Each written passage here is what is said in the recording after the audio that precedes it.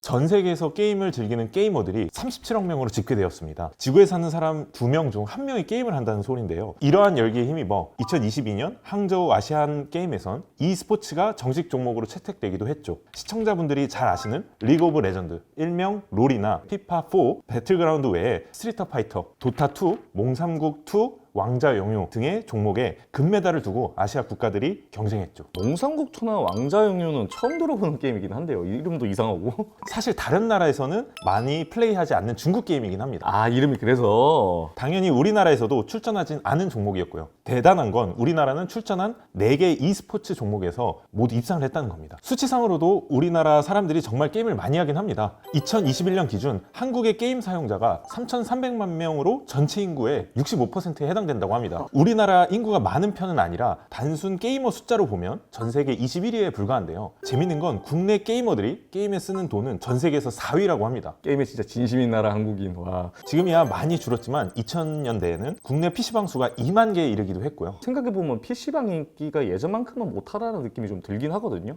네, 맞습니다. 국내 게이머들이 약 60% 모바일을 이용해서 게임을 한다고 하더라고요. 여러 가지 면에서 국내 게임 산업의 양상도 변화가 있는 것 같습니다. 아무튼 오늘은 게임의 진심인 우리나라의 대표적인 게임 회사인 넥슨, 넷마블, 크래프톤에 대해서 비교해보면서 이 회사들은 어떻게 돈을 버는지 한번 분석해보도록 하겠습니다.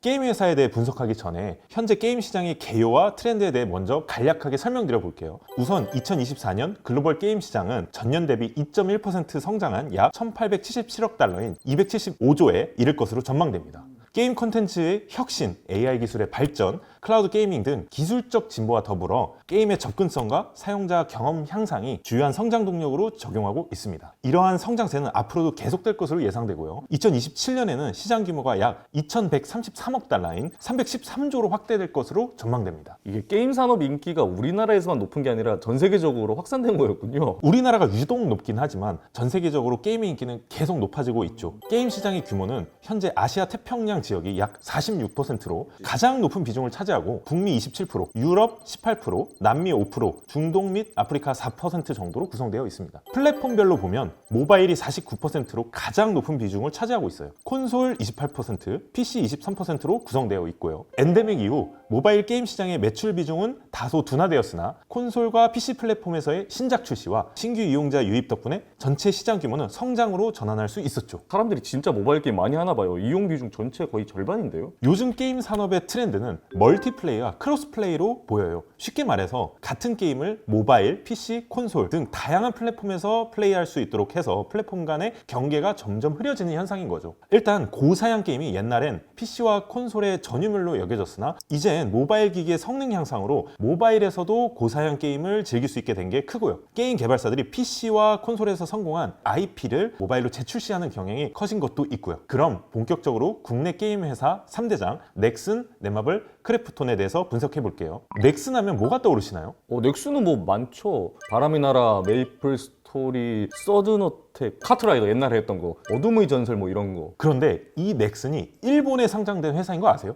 그래요?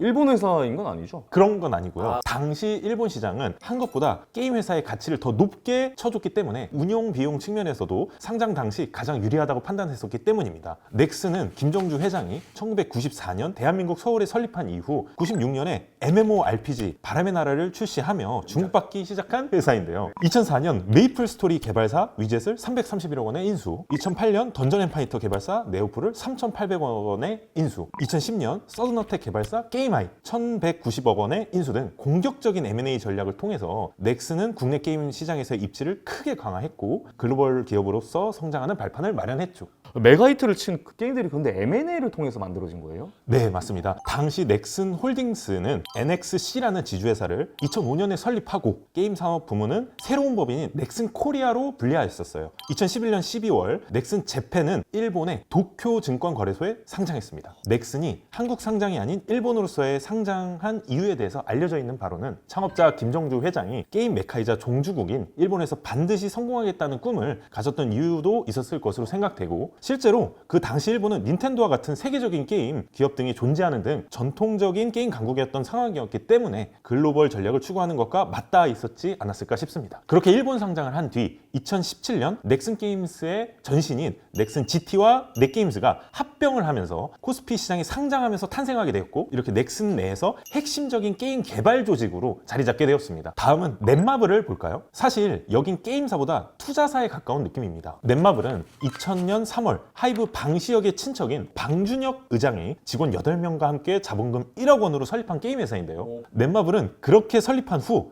2003년에 로커스 홀딩이라는 곳으로부터 투자를 받게 되어 자회사로 편입이 되었습니다. 그렇게 투자를 받을 수 있었던 이유는 넷마블이 창업한 이후로 점차 성공적인 게임 개발 성과들을 보여줬기 때문인데요. 추억의 게임, FPS인 서든어택, 야구 게임인 마구마구 등이 성공을 거뒀기 때문입니다. 그러다가 2004년에 CJ그룹의 경영권을 매각한 후에 사실상 넷마블은 게임 성과가 좋지 않은 시간을 좀 보내다가 2011년에 방준혁 의장이 드디어 복귀해서 모바일 퍼스트라는 기치를 외치고 모바일 게임의 전환을 추진하였던 것이죠. 그렇게 잘 준비했던 것이 모바일 게임 시장이 개화하는 시기와 맞물려 현재 모바일 게임 시장의 강자 넷마블을 만들 수 있었고, 잇따라 모바일 게임들이 모두의 마블, 몬스터 길들이기 등을 성공시켰고 2017년에는 코스피 시장에 넷마블 게임즈가 상장하게 된 것입니다. 그때부터 모바일 준비했다면 진짜 정말 굉장한 성공이네요. 마지막으로 크래프톤은 장병규 의장이 2007년 3월에 설립한 회사입니다. 장병규 의장이라는 사람은 사실 크래프톤을 만들기 전에 사업가적인 면모가 많았습니다. 네오위즈라는 게임사를 창업해본 경험이 있었고, 검색 엔진 첫눈이라는 사업 또한 성공적으로 매각한 경험이 있었습니다. 그렇게 사업가적인 장병규 의장과 전설의 게임 리니지2 개발 총괄자인 박용현 개발자와 함께 시작했었어요. 그때 시작 시 사명은 블루홀이라는 것이었습니다. 게임 업계의 공룡인 블리자드 마저 삼켜먹겠다는 기치를 걸고자 사명으로 블루홀로 지었다고 합니다.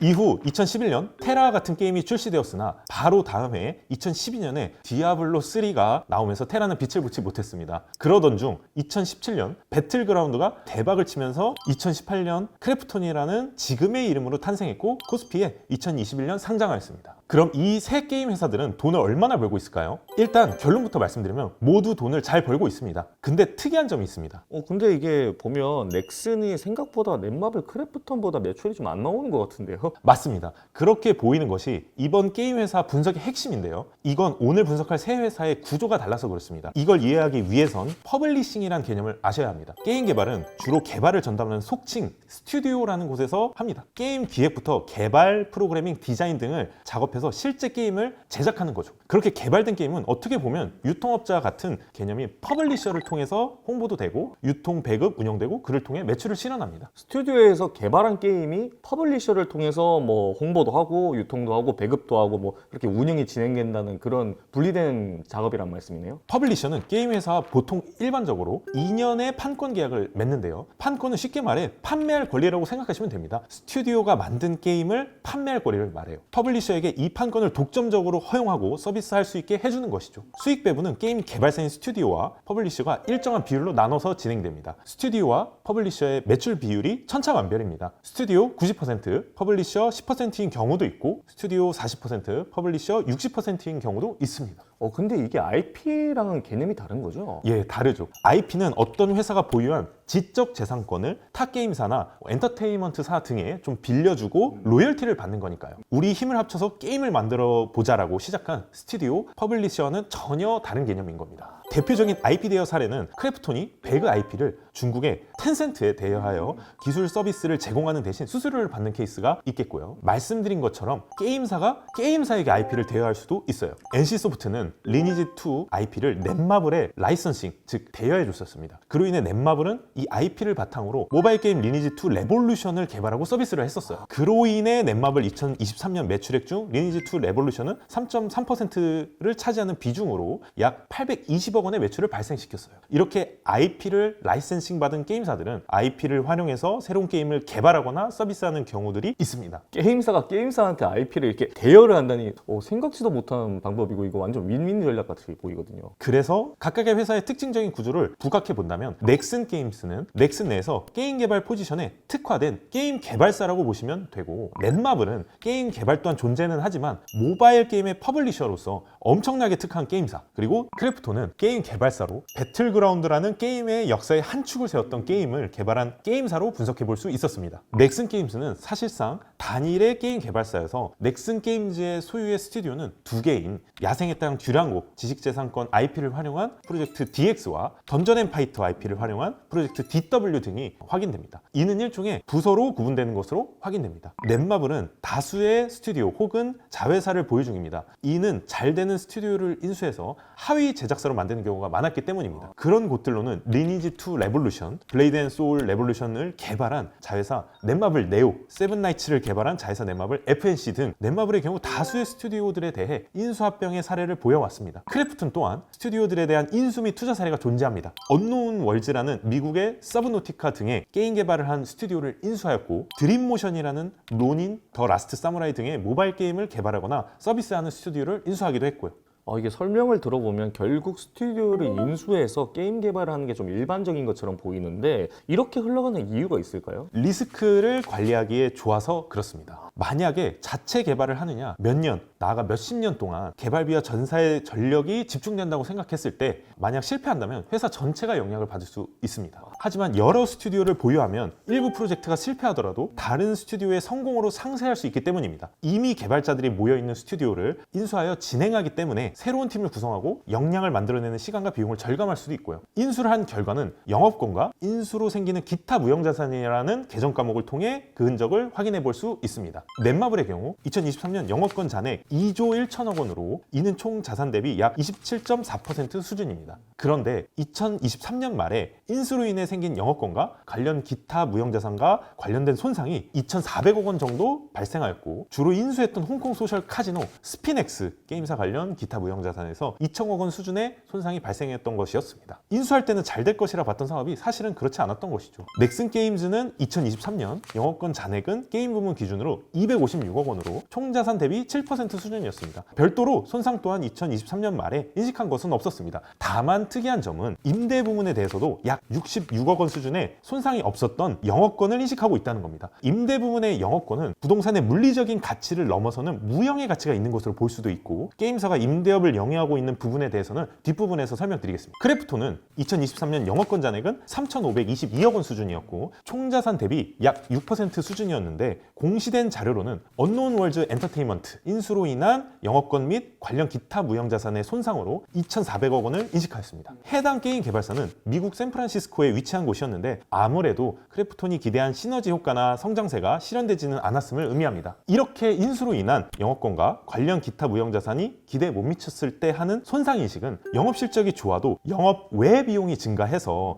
역설적으로 단기순 손실이 발생되는 현상도 존재합니다.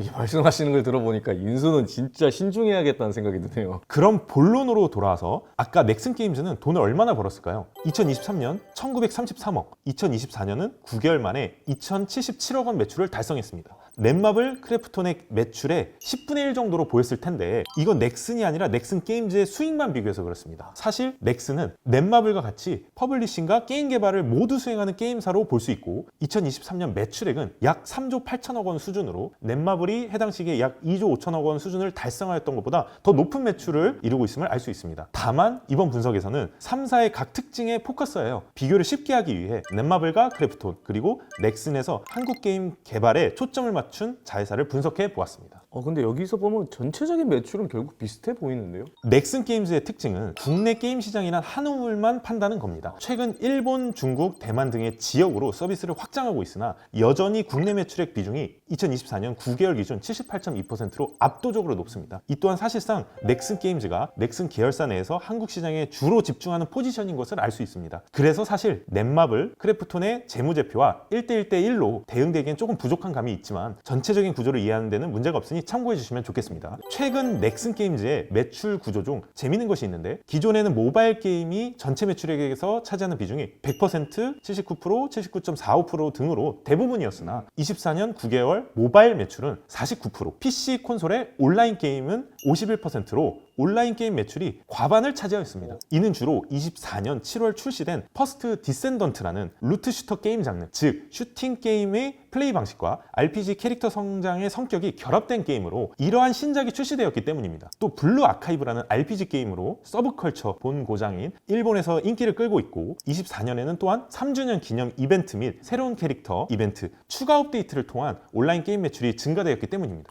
이게 게임 업데이트도 매출 상승의 뭐 주역이 되는군요. 항상 매출이 증가하는 건 아니지만 잘 계획된 업데이트로 매출 상승을 얻어내는 경우가 많긴 합니다. 유저들의 니즈를 파악하여 적절한 시기와 적절한 컨텐츠를 제공하는 경우에 해당되는 것입니다. 덕분에 넥슨 게임즈는 24년 9개월 기준 매출 2천억 원을 돌파했으며 처음으로 1년 기준 매출 2천억 원을 넘길 것으로 예상됩니다. 이거 넥슨도 넥슨이지만은 넷마블이 벌써 2조를 넘게 벌었다는 사실이 좀 놀라운데요. 넷마블은 사실상 모바일 게임의 최강자인데요. 과거 꾸준히 매출 내에서 모바일 매출의 비중이 90%를 항상 초과했기 때문입니다. 24년 9개월 매출 실적만 봐도 모바일 게임 매출이 92%로 매출액은 1조 8,553억 원을 달성했고요. 이에 힘입어 넷마블은 2023년 2조 5,021억 원, 24년 9개월 2조 148억 원 수준의 매출을 달성하였습니다. 주요 모바일 게임으로는 나 혼자만 레벨업 어라이즈가 24년 9개월 매출 중 12%를 차지하고 있었고 그 외에도 블레이드 앤 소울 레볼루션, 세븐나이츠, 레이븐2, 아스달 연대기 등 각종 모바일 시장을 적극적으로 공략해 나가고 있습니다. 한 가지 재밌는 점은 넷마블 모바일 게임 중 카지노 게임인 잭팟 월드,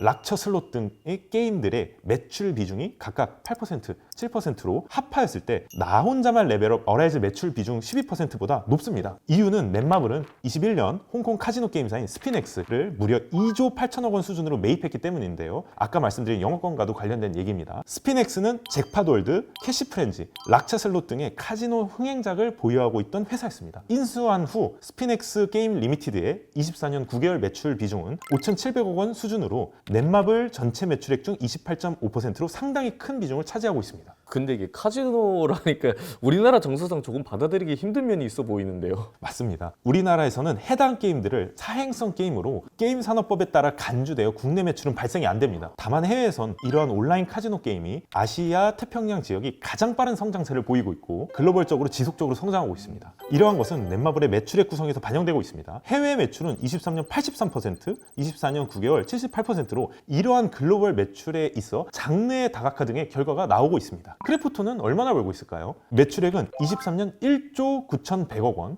24년 9개월 2조 922억 원 수준입니다. 사실 넥슨 넷마블은 어떤 게임이 있는지 그래도 줄줄줄 될 수 있는데 크래프톤은 배그 하나밖에 저는 잘 모르겠거든요. 저도 알고 과장님도 알고 시청자분들도 아시다시피 크래프톤은 사실상 배틀그라운드, 펍지 매출이 주력인 회사죠. 그런데 재미있는 것은 국내 매출 비중은 10%가 안 되고 해외 매출이 90%를 항상 초과하는 수준이라는 겁니다. 해외 매출 비중은 23년 94.5%, 24년 9개월 92.6%입니다. 해외 매출은 세부적으로 24년 9개월 기준 아시아가 85%, 아메리카 유럽 7.2% 수준입니다. 그런데 이 게임 하나로 성장한 크래프톤의 매출액이 넷마블 수준과 비슷한 것을 보면 공들여 만든 게임이 대박난 전형적인 사례라고 볼 수 있습니다. 그렇죠. 배틀그라운드, 일명 배그라고 불리는 이 게임은 17년 3월에 출시되었고 기존의 FPS 게임 형태와는 다른 배틀로얄 장르를 개척하며 새로운 게임 트렌드를 선도했죠. 쉽게 말해 더 큰 맵과 더 많은 유저가 동시에 슈팅 게임을 시작하여 생존해 나가는 게임입니다. 크래프톤의 매출 구성은 23년 모바일은 65%, PC는 31% 수준이었고 24년 9개월 모바일은 63%, PC는 34%였습니다. 콘솔의 매출 비중도 24년 9개월 2% 정도로 미미하지만 아무튼 비중이 있긴 합니다. 크래프톤은 게임 개발을 크래프톤이 직접 하거나 사내의 스튜디오들을 통해 게임 개발을 하기도 합니다. 그리고 개발한 게임을 PC 게임 플랫폼, 모바일 앱 게임 플랫폼, 콘솔 게임 플랫폼 등을 통하여 직접 서비스하거나 퍼블리싱을 통하여 최종 사용자인 엔드 유저에게 제공하고 있습니다. 즉 즉 개발과 퍼블리싱을 모두 하는 회사로 정리할 수 있겠네요. 결국 세 회사의 구조는 그래도 다 다르지만은 작년 3분기까지 매출은 대략 뭐 2조 정도는 된다는 얘기인데요.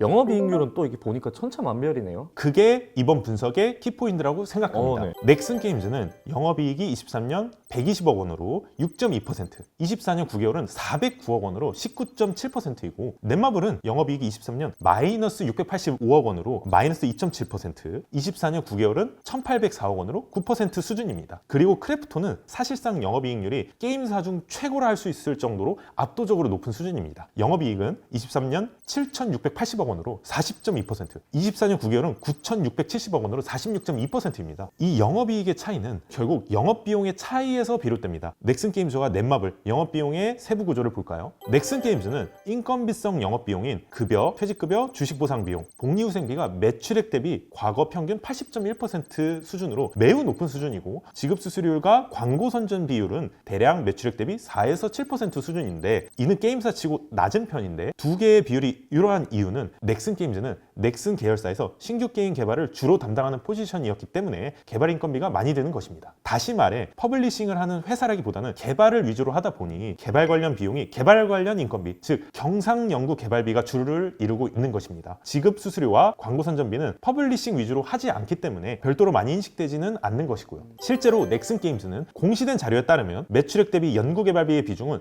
20에서 40% 수준으로 매출액 대비 매우 높은 수준을 차지하고 있습니다. 다만 최근 들어 연구 개발비의 매출액 대비 비율이 지속적으로 하락하고 있어요. 21년 44%였는데 24년 9개월 기준으로는 26% 수준이니까요. 많이 줄었네요. 신규 게임 개발 및 기술 개발에 지출하는 비용에 대한 지출을 적게 하고 있다는 것은 게임 개발사로서 장기적으로 회사의 게임 개발 역량과 혁신력이 약화될 수 있다는 점이 있습니다. 사실 게임 산업은 영화나 아이돌 산업처럼 대박 아니면 쪽박의 운명을 타고난 대표적인 엔터테인먼트 산업이기도 하다 보니 게임 개발을 하는 것이 정말 어렵기도 하고 중요한 영역입니다. 근데 이게 아이러니하게도 어떤 게임이 왜 뜨고 망했는지 제작진조차 잘 모르는 경우가 많지 않나요? 이렇게 공들였는데 반응이 이래? 이게 되네? 뭐 이런 것처럼. 오히려 유저들이 더 잘하는 것 같기도 합니다. 다음으로 넷마블의 영업비용 구조를 볼까요? 모바일 게임의 비중이 90%를 초과하기 때문에 당연히 지급수수료율의 매출액 대비 비율이 평균 43.1%로 산출되어 상당히 높은 구조입니다. 이는 외부 IP 사용에 대한 로열티 지급, 예를 들면 NC소프트로 지급하는 리니지2 레볼루션 로열티, 디즈니 소유의 마블에게 마블 컨테스트 오브 챔피언스의 로열티 등이 있고 모바일 게임 매출 비중이 항상 90%를 초과하는 만큼 앱 마켓 수수료인 구글 플레이 스토어, 애플 앱 스토어의 수수료가 비용의 상당 부분을 차지하기 때문입니다. 또한 넷마블은 국내 최상위 모바일 게임 퍼블리셔인 만큼 광고 선전비가 매출액 대비 상당한 비중을 차지하고 있습니다. 과거 3년 9개월 평균적으로 1년에 4천억 원 수준의 광고 선전비가 발생하고 있습니다. 마지막으로 크래프톤의 영업비용 세부 구조인데요. 게임 개발사이기도 하면서 퍼블리셔의 역할도 하지만 앱 수수료, 매출 원가는 평균적으로 매출액 대비 약 11.5% 수준의 상당히 낮은 비율이 나오고 있습니다. 이는 배틀그라운드가 중국 모바일 서비스에 있어서는 텐센트가 서비스를 하고 있고 사실상 크래프톤이 로열티를 받는 구조로 돼 있는 것도 앱 수수료율이 낮게 인식되는 이유이기도 합니다. 또한 PC게임의 플랫폼 중 스팀을 사용함에 따라 지급되는 수수료가 모바일 앱 마켓 수수료보다는 다소 낮은 수준으로 진행되기도 합니다. 게임 개발에 주력하다 보니 개발 인건비 등의 이유로 영업비용률은 평균 94.1%인 넥슨 게임즈와 모바일 게임을 운영함에 따른 외부 IP 사용료 지급과 앱 마켓 수수료 때문에 평균 98%를 찍는 넷마블과 비교했을 때 크래프톤은 영업비용률이 평균적으로 59.6% 수준밖에 안 되기 때문에 많은 영업이익을 남기고 있는, 그러니까 정말 장사를 잘하고 있는 것이긴 하죠. 새 회사들이 근데 대표 게임들은 전부 다 무료로 알고 있는데 수익은 어떻게 내는 건가요? 세 회사 모두 플레이는 무료로 게임 내 일부 아이템 구매나 재화 등은 유료로 구매할 수 있도록 하는 부분 유료화를 시행하고 있습니다. 즉 게임을 이용하는 유저들이 게임 내 아이템을 실제 현금으로 주고 사는 것이 주된 수익인데요. 아쉬운 건 세 회사 모두 이 아이템 관련해서 이슈가 있었다는 것인데요. 넥슨 게임즈의 경우 넥슨의 유명했던 게임이 메이플 스토리의 확률형 아이템과 관련하여 일명 큐브라는 아이템의 실제 확률이 유저들에게 공개된 확률과 다르다는 것이 밝혀져 공정거래위원회가 넥슨에 부과한 과징금만 해도 116억 원 수준이었습니다. 넷마블의 경우 마구마구 모두의 마블 등의 게임에서 희귀 아이템 출현 확률을 과장하거나 허위로 표현한 것에 대한 전자상거래법 위반 혐의로 공정거래위원회로부터 4,500만 원 선의 과징금을 부과받았었고요. 크래프톤은 배틀그라운드의 뉴진스와의 콜라보레이션이 진행되면서 각종 유료 아이템과 관련해 논란이 있었습니다. 24년 6월에 뉴진스 최고급 꾸러미 아이템의 확률 정보를 잘못 기재한 것이었습니다. 7월 1일 공정거래위원회에서 아이템 확률 오기재 논란에 따른 조사를 착수한 상황이고 아직 최종 결론이나 처분이 내려지지는 않은 상황입니다. 아, 정말 앞으로는 이런 일이 발생하지 않으면 좋겠네요. 확률을 바꾸다니. 그리고 이제 재무제표 보니까 새 회사가 임대사업도 같이 하고 있는 처럼 보이거든요. 오, 맞아요. 워낙 게임 산업은 변동성이 크고 게임 성패에 모든 것이 달려있기 때문에 회사의 사업의 안정성을 위해서는 상대적으로 안정적인 수익을 창출할 수 있는 임대 사업을 같이 영위하는 추세입니다. 넥슨 게임즈의 경우 임대 수익이나 시세 차익을 위해 보유하고 있는 투자 자산 잔액은 24년 9월 말 기준 534억 원 수준이나 됩니다. 그리고 그걸로 벌어들인 임대 수익은 9개월 기준 29억 원 정도이고요. 넷마블은 24년 9월 말 투자 부동산 잔액은 3,100억 원 수준이고 그로 인한 임대 수익은 69억 원 수준을 벌어들이고 있습니다. 한편 크래프톤 또한 24년 9월 말 투자 부동산 잔액이 5,500억 원 수준으로 매우 높은 수준이고 임대 수익은 23년에는 2억 원 수준으로 아직 거의 없긴 합니다. 이는 크래프톤이 서울 성수동에 새로운 사옥을 건설하고 있고 27년에 완공을 목표로 하기 때문에 현재로서는 임대 수익이 발생하지 않은 것으로 보입니다. 물론 사옥 전체를 임대 목적으로 짓는 건 아니고 주로 크래프톤 자체 사용을 위한 것이기 때문에 일부 공간을 임대하여 수익을 창출할 가능성이 있는 정도입니다. 게임 하나에 드는 돈과 노력이 너무 크다 보니까 임대 상업까지 해서라도 사업을 안정적으로 운영하고 싶어지는 거네요. 일반적으로 게임 개발부터 출시까지는 게임의 규모와 복잡성에 따라 개발 기간은 1년에서 3년의 범위 혹은 그 이상으로 다양합니다. 한국컨텐츠진흥원에 따르면 게임 기획 개발의 소요 기간은 약 20개월 정도라고 해요. 기술 발전과 시장 트렌드 변화가 정말 빠른 분야죠. 그래서 연구개발 투자를 통해 최신 기술을 게임에 적용할 수 있습니다. 요즘 게임 회사들은 AI,